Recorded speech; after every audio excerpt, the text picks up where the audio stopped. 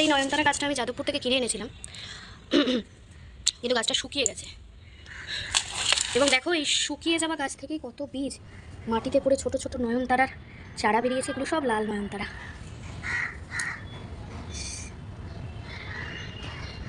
এগুলো সব লাল নয়নতারার গাছ।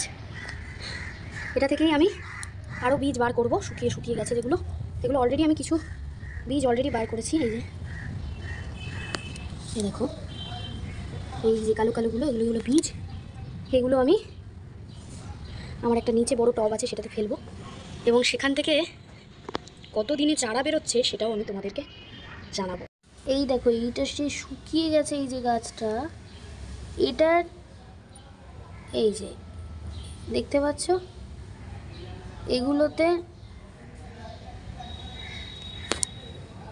এগুলোতে তোমার এই যে কালো বীজ আছে, এই বীজটাই আমাদেরকে কালেক্ট করতে হবে।